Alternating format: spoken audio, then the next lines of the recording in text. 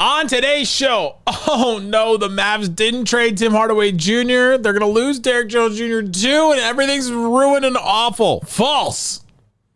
Tell you why that's not the case, and who the Mavs actually drafted on today's Locked On Mavs. I'm Luka Doncic, and this is Locked On Mavericks. Mavericks, NBA champions. Bang! It's good, and the Mavericks have won the game.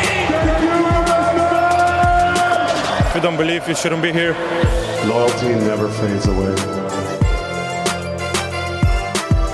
And welcome. You are locked on to the Dallas Mavericks. My name is Nick Angstadt, media member and NBA channel manager for the Locked On Podcast Network, your team every day. Thanks for being part of the show and making Locked On Mavs your first listen today, where the best way you can help us grow the show is to listen every day on any podcast platform, Apple, Spotify, CastBox. I've been using CastBox recently. I kind of like it. Leave a 5-star review on that platform, like the video on YouTube, and comment anything below. Let me know in the comment section what you think of the Mavs pick of Melvin Ajinça. I'm curious what you guys have to think about that. Don't give me a grade. If I see another letter grade for a pick in the 50s, I'm going to smack someone. Today's episode is brought to you by Game Time. Download the Game Time app, create an account, use that code LOCKEDONNBA for $20 off your purchase. Terms apply. Today, we'll talk about Melvin Ajinça. I'll tell you about him, what he could bring to the Mavericks. If he joins the Mavericks, we'll talk about all that. Some good stuff in there. I think that he could be a good developmental piece for the Dallas Mavericks. But I want to start here. Up until the 51st pick in the draft, which ended up being the Mavericks pick, and we'll talk about that, the Mavs didn't do anything. Nothing. Nico Harrison is about to go speak to the media, and I'm recording this before because what's he going to say? They didn't do anything. Nothing happened. Day one came and went. Nothing happened. Mavs didn't do anything. Mavs' name didn't even come up. The whole day one of the draft, nothing. Day two of the draft, nothing until they traded up to get 51. Tim Hardaway Jr. still a Maverick. Derrick Jones Jr. still a free agent. Josh Green, Maxey still on the roster. Future picks all still intact. Mavs did nothing. So what does that mean? Did the Mavs fail? Did the Mavs fail? Their number one priority coming into the offseason was to re-sign Derrick Jones Jr. And to do that, Nico Harrison said, I don't know how we're going to do it, but we got to figure out a way to do it. It's priority 1 and 1A and 1B. The offseason is not just the draft. It didn't have to just happen in the draft. Everything I said yesterday, all the different teams that I mentioned yesterday where they have cap space and they can take Tim Hardaway Jr.'s contract, and the Mavs can clear up the space to re-sign Derrick Jones Jr. All those are still intact for the most part. There's still time. Free agency is just a couple days away. Stuff we'll continue to monitor it. We'll do shows every day, but just because Tim Hardaway Jr. didn't get traded around the draft doesn't mean it won't happen. So there it is. We did learn one thing, though. One thing that I am interested to hear about and to see is I do think it may be a little more difficult than we had thought. The Denver Nuggets made a trade today, and then there are a couple other things that happened today. We'll talk about some of the other things that happened around the league that I think are interesting for the Mavs too. Denver made a trade to the Charlotte Hornets. They sent Reggie Jackson in a trade with 3 second-round picks to dump Reggie Jackson's $5 million expiring deal so that they could get, now they're about $19 million under the second apron, and they're going to try to clear up even more space so that they can re-sign Kentavious Caldwell-Pope. KCP declined his $15 million player option.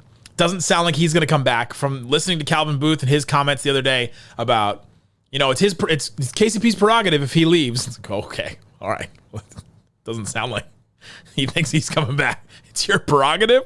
It's your prerogative? He said it's your prerogative? You're going to leave? Okay, I think he's gone. But other teams can offer more. Teams are going to be limited, even to sign their own guys. This is a new CBA. This is a new, salary cap. There was a YouTube comment yesterday that said, "Why is the new CBA so cringe?" It is. It is very cringe if you're a team that is good trying to get better. It's very tough. A team that has a lot of stars. It's tough. It's tough if you have salaries and you're up against one of the aprons, the first apron, the second apron, to try and add talent. Even the Denver Nuggets, to re-sign their own guy. It's not just, hey, we re-sign KCP and then all of a sudden, we can spend as much money as we want to re-sign him, and they're limited the amount of money that they can give him. both going up against the second apron and just because of some of the new rules of the CBA. It's wild. This is really tough. And you know what it does? Because someone asked me this too, and I hate stuff like this, where you're like, all right, so why is it so difficult for teams to re-sign their own guy? Like, why are we having such a hard time? Why are you talking every day on your show about how can we re-sign Derrick Jones Jr. and how can we create $12 million, $15 million to re-sign him? That makes no sense that we're spending so much time on this. It's because the owners made it this difficult. On their end of the CBA, they bargained for these rules so that they didn't have to all stand up against what the Golden State Warriors are doing over here with like $250 million luxury tax bill.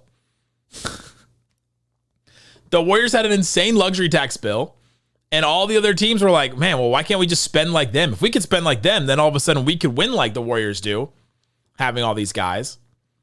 And all the other owners were like, you know what? I don't really want that smoke. I don't want to spend that. Let's make it really difficult. Let's make it actually non-advantageous for us to spend that amount of money. You know what? Let's make it so that it's bad that I spend a bunch of money. And so now the owners got what they want in the CBA, and now it makes it more difficult, and now we spend all these days trying to figure out how the Mavs are going to re-sign Derrick Jones Jr. When in the past, the CBA before this, we would have just said, all right, new owners, Patrick Dumont, Edelson's, Las Vegas Sands, just pony up the money. The Mavs will pay. Nico said money's no object. Pony it up. It's not that way anymore. Ugh. It's the part of sports where Slightly Biased posted the other day. He's like, I'm trying to come up with fake trades, and I'm having a really hard time. Am I washed or what's going on? Problem is, it's changed, and he knows too much. Once you start learning some of the rules of it, and once you start learning some of that, you realize like, oh, this is not as fun as it used to be. Trades aren't as easy as like, all right, 1 for 1 or this for this. If you don't have any cap space and you're up against the first apron or the second apron, you're really limited. It's tough. Because certain things literally hard cap you. You cannot go above that, even if you wanted to. But Tim Hardaway Jr. didn't get traded. Reggie Jackson got traded from the Nuggets to the Hornets, and they used 3 second-round picks to dump his salary. That makes me think that it's going to be tough for the Mavericks to just straight up dump Tim Hardaway Jr.'s contract. Now, Tim Hardaway Jr. is a better player than Reggie Jackson. He's more playable than Reggie Jackson. He's younger than Reggie Jackson. He can shoot.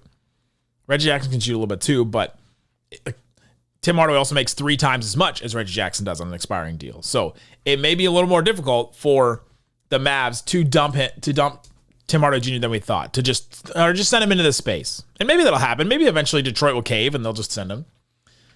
The Timberwolves traded Wendell Moore Jr., who, if you've been a Mavs fan for a while, Wendell Moore Jr. was the player that the Rockets picked and eventually went to the Timberwolves. That was the pick that the Mavs sent to them for Christian Wood.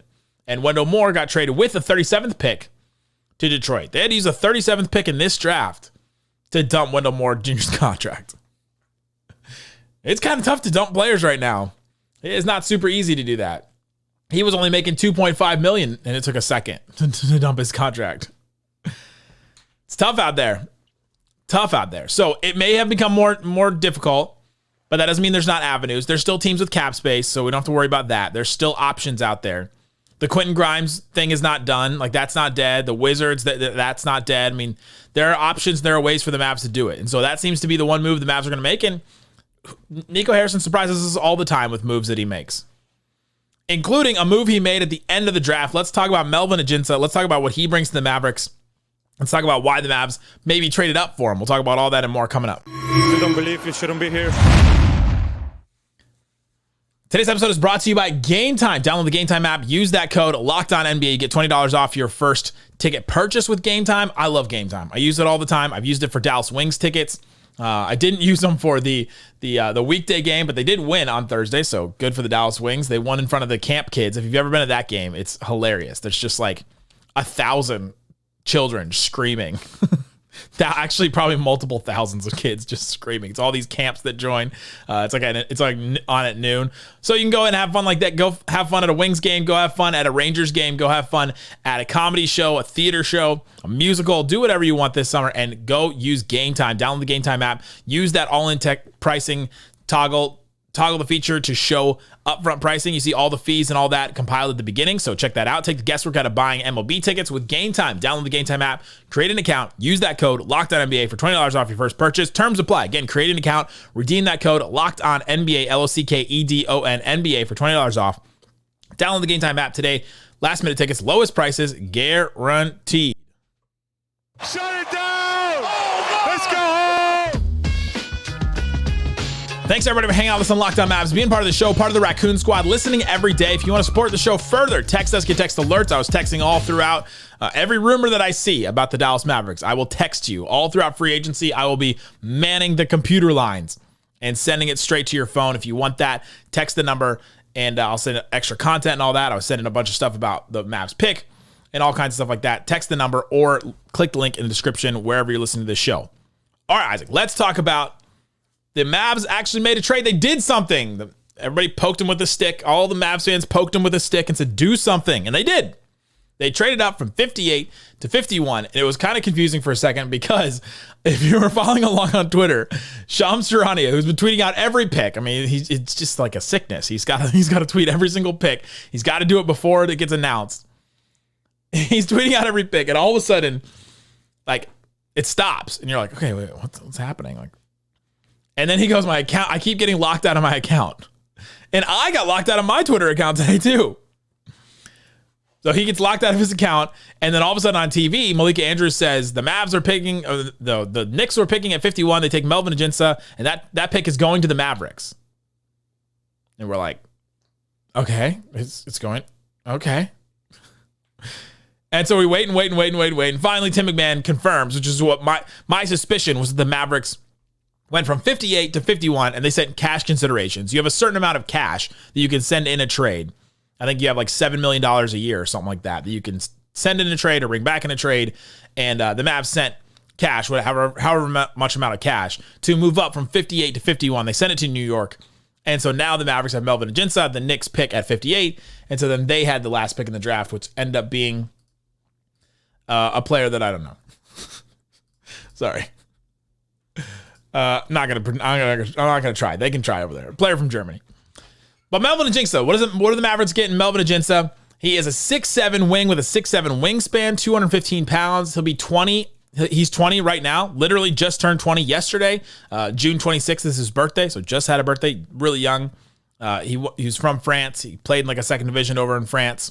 And his agent, this is important. His agent is Bouna Jai, who is Victor Wembanyama's agent. He is Gobert's agent, Nick Batum's agent, Jan Mahimi, NBA champion, Jan Mahimi's agent, a bunch of French players here in the NBA, and he's Dallas-based. He's the agent is based here in Dallas. I think he was Frank Ntilikina's agent when he was here as well, and so that's notable that the Mavs doing a solid or had the connection there with the agent that is Dallas-based. Now Melvin Ajinça becomes part of the Dallas Mavericks. Who is he as a player? He's a long-armed lefty shot maker with a high 3-and-D floor, possibly even more potential. That's what the Ringer says about him. He's the cousin of the Mavs former big man Alexis Ajinça, if you remember him, the center. And Ajinça is a promising role player coming off of a solid season in Pro A in France. What does he do? He's 3-and-D. 3-and-D player. Knockdown three-point shooter. Great feel for relocating on threes. He can do some movement threes too. He can really knock down a three. He's got a great looking shot. It's a little bit like he leans back a little bit, and it's maybe a little weird. Not like the perfect stroke, not like perfect Klay Thompson stroke, but he's a knockdown three-point shooter. You can guarantee that he'll be able to shoot in the NBA. I'm not worried about his shot at all. That'll come along. The Mavericks will work with him, and that'll all work. He can also fire against heavy contests or pump fakes, side dribble three. Like he can hit some threes moving around here and there. So I think that's a super positive. He's not just a standstill catch and shoot three guy, but he can do that too. He has shown some flashes of scoring potential with step back threes, pull up mid-range jumpers, things like that. A couple drives here and there, but that's not really going to be his strength. His defense, great energy on the defensive end of the floor. Hard-nosed defender, displays versatility, off-ball awareness, willingness to crash the glass, things like that. Your typical 3-and-D guy. That's what you're asking for from him. You hope that eventually he becomes a 3-and-D, but at 6'7", that's pretty good size for a 3-and-D guy. The 6'7" wingspan is a little bit small, so it's an even wingspan. You call it a square, right? Instead of a rectangle. He's been known to have some defensive lapses on the defensive end of the floor, but he's 19, just turned 20, so there's time to work with him on that. His 3-point consistency can be an issue, which is why he didn't go so high. He shot 32%, in that league, and he's got to work on that. But his shot looks good. He can knock down threes for sure. He doesn't have great ball handling ability and playmaking ability to create his own shots. So you're not asking him to do that. And just kind of a limited player if you're trying to look at him from a broad basketball sense. But if you're just looking at him from a 3-and-D sense, you're getting what you're asking for. The Ringer had him going at 44. ESPN mocked him at 48, and The Athletic mocked him at 48. So he drops a little bit there. And the Mavs apparently were like, hey, he's available. Let's go up and get him. So they traded up. They went up and got him. And to me, like the ceiling floor, if you're trying to look at, all right, what can this player be? To me, the ceiling of a player like this is, could he be a starter? Sure. 3-and-D, can he be some of the comparisons are Reggie Bullock or Raja Bell? Can he be that type of player? Sure, yeah. He can develop, and we've got to figure out how his defense looks against NBA athletes and against NBA players and NBA size and all that. So that's something that I'm interested in seeing. Got to see how he looks shooting the NBA 3. But could he be a starter? Sure. That to me, that's the high end. And you're talking about a pick in the 50s. So he's a 19, just turned 20-year-old coming into the NBA, picked in the 50s. There's not high expectations for me on this. If he becomes a starting level player, knock that out of the park. Incredible second round pick if you did that. The floor is out of the league. He just can't make it. The defense he just can't hang defensively. His 3-point shot isn't there. Looks timid. All that. What AJ Lawson is right now is sort of like, all right, AJ Lawson's at the tail end of this a little bit, where he's like, all right, let's see what he can be. He's got all these tools. Like, all right, let's figure out if he can play in the NBA. AJ Lawson's been around for a little bit. Melvin Ajinça is like starting that process all over again. I brought up AJ Lawson because I think he has the same kind of ceiling floor. Could he be a starter? Sure. Could he be out of the league? Probably. It's like the same sort of top and tail end. Roster impact. We always do this with our draft profiles. We go through and we talk through, all right, what's the roster impact of a player like this? He could be a draft and stash guy, but to me, if the Mavs are trading up for him, the agent is based in Dallas, I think he'll come over. And I think that he'll be such a cost-controlled asset that I think he will come over. I don't have any intel on that, but I think he will come over, and I think he will play. But there's a couple notes of in the Athletics mock draft, they said that the Spurs we're going to take him at 48, and that they could draft and stash him. So that could be an option. We'll see. And so maybe he takes a little time over there. He's going to take time. I don't expect him to play his rookie year really at all for the Mavericks. I expect him to take some time, play in Frisco, but if he wants to stay over in France, take some time and then come over. We'll see what happens there. Could be a draft and stash, but since the Mavs traded up for him, I'm going to guess he's not. That's going to be my educated professional guess on that one. Coming up, let's talk about what this pick kind of means for the Mavericks, and then let's talk about the other moves in the NBA. Let's talk about some of the other moves that happened in the draft. Let's talk about some of the other moves that happened on day 2. We'll talk about all those and what they mean for the Mavs coming up. If you don't believe, you shouldn't be here. Today's episode is brought to you by eBay Motors. eBay Motors, passion, drive, patience, the formula for winning a championship. It's also what keeps your ride or die alive. eBay Motors is everything you need to maintain your vehicle, level it up to peak performance with superchargers, roof racks, exhaust kits, LED headlights, and more, whether you're into speed, power, or style. eBay Motors has you covered. With over 122 million parts to choose from for your number one ride or die, you'll always find exactly what you need. And with eBay Guaranteed Fit, you know that part is going to fit your ride every time, or you get your money back, because with eBay Motors, you're burning rubber and not cash. With the parts you need at the prices you want, it's easy to make your car the MVP and bring home huge wins. Keep your ride or die alive at ebaymotors.com. Eligible items only. Exclusions apply. eBay Guaranteed Fit only available to U.S. customers.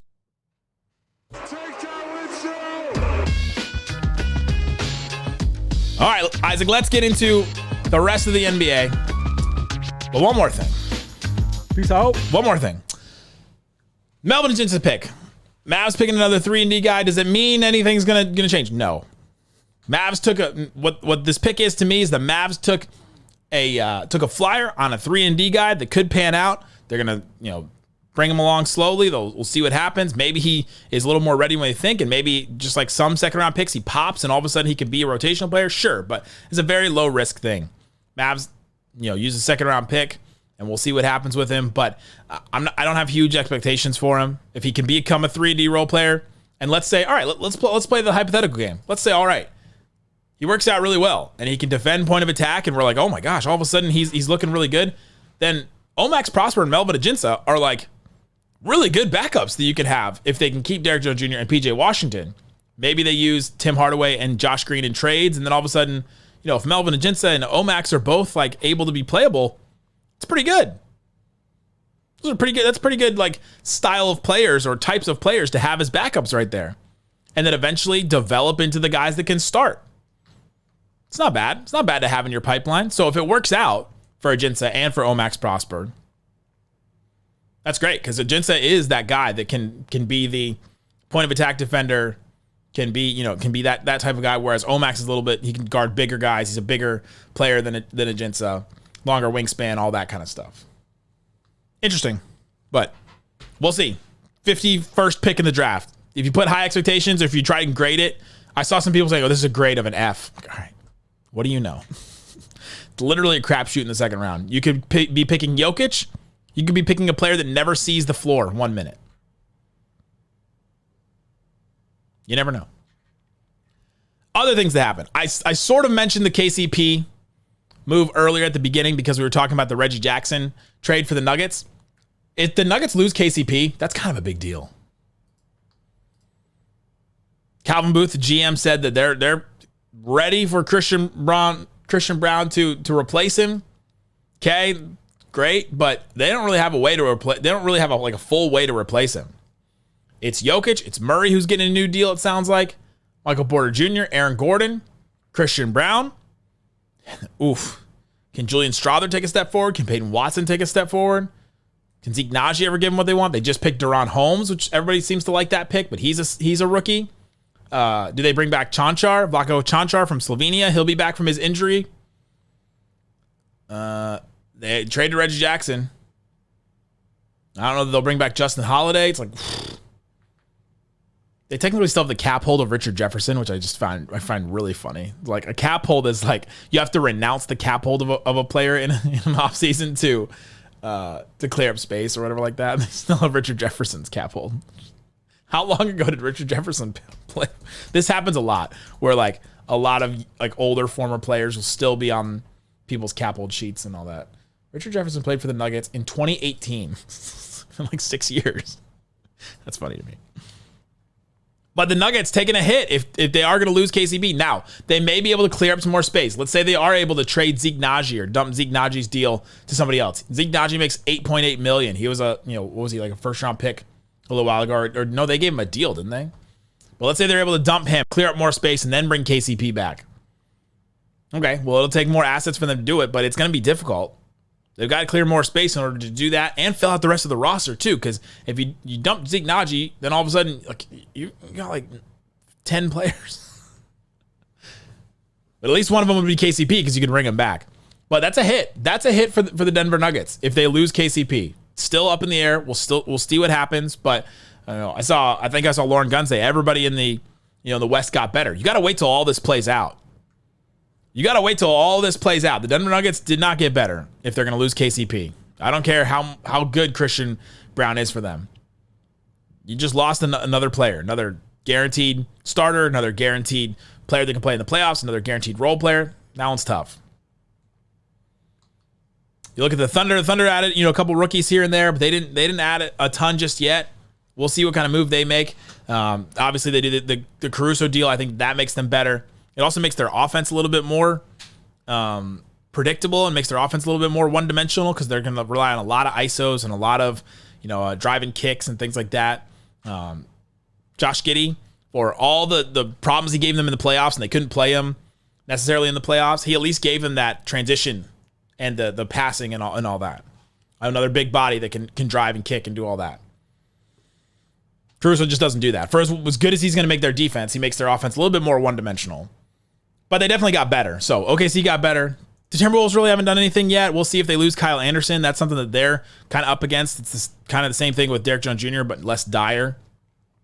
The Clippers really haven't made a lot of moves, right? We'll see what happens. Do they lose Paul George? That could be a big one. If they lose Paul George to the East, then that's really tough. I did see that Kawhi Leonard is playing for Team USA.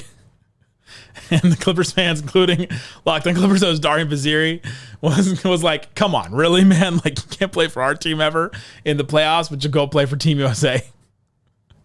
He's rehabbed and ready to go. The Suns haven't made a lot of moves. They did get Jalen Bridges, and now that annoyed me a little bit because I did like Jalen Bridges. We talked about Jalen Bridges a couple times on this show. The wing from Baylor, I thought that was a good move from them. And Mavs draft, Richard Saman reported that he had heard that Jalen Bridges had angled to not get drafted. I talked about this, that there are players that angle to not get drafted so that they can pick where they go. Like, hey, I would rather not go with the 55th pick or the 54th pick. Let's use a better example. I would rather not go there. So instead, let me just go undrafted. Don't pick me so I can just pick where I want to go. And so Jalen Bridges goes to the Suns. I like that pickup. We'll see if he, it's an undrafted guy. So if he works out for them, that's a great pickup for them. Another 3-and-D type guy.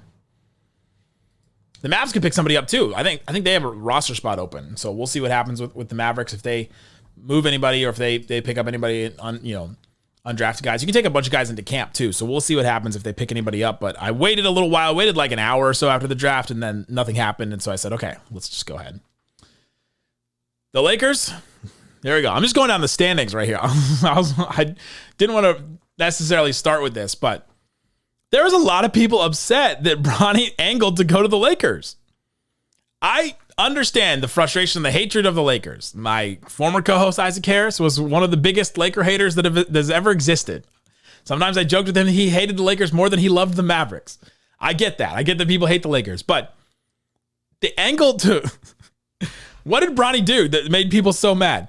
Rich Paul angled for him to go to the Lakers with the 55th pick. It's not like he was a first-round pick. It's not like they reached for him. It's not like they traded, like all heaven, like an arm and a leg to go get it. I mean, he wanted to be the 55th pick so he could go play with his dad. A historic thing. Was it never happened before? I mean, and we may never see it again. I'm fine with that. I didn't see the big deal in it. I see the big deal as it being an awesome, cool thing. Like, great, good for you. If he starts getting preferential treatment by JJ Redick and like he all of a sudden is like starting at guard next to LeBron James is his son, Bronnie James. It's like, okay, then all of a sudden we've got some issues. But to take him at the 55th pick, most of these guys don't even play. Like, that's fine. Come on. If you're getting upset about that today, go outside, touch the grass, and wear protective gear because it is extremely hot outside. How many players last year, the 55th pick last year, played 4 minutes in the NBA last year? 4 minutes. Now, 57 was Trace Jackson Davis. That's actually a really good pick right there. And that's the example of a guy that could actually, that's the example of somebody that could actually work out. Gigi Jackson was the 45th pick. That one ended up being a really good deal. Like, every once in a while, you'll hit on some of these second-round picks. Trace Jackson Davis is a really good pick at 57. Man, that's insane. Tumani Kamara played a lot too for the Blazers, but I don't know if that says a lot about him or it says a lot about what the Blazers played last year. But yeah, the Lakers taking Bronny, that's fine. Them getting Dalton Knecht was actually, it seemed like a good pick yesterday. But I don't know that they've taken like a big step forward at all. Pelicans, we're waiting on them to make the Brandon Ingram trade. We'll see what happens with that. They haven't really made any moves yet, so we'll see. They got a couple guys in the draft, it seems like. The Kings kind of made a move. They traded Davion Mitchell today, but I don't know if that moves the needle for them at all.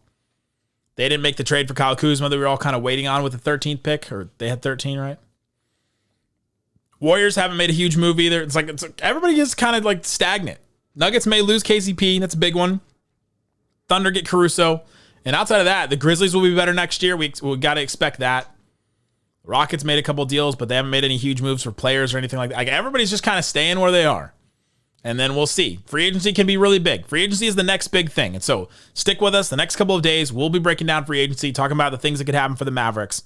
And we'll be here whenever something happens. So keep coming back. Subscribe wherever you get this show. And we'll be back talking about free agency, the draft implications, all that kind of stuff. Guys, thanks for listening to Locked on Mavs. Peace out. Boom.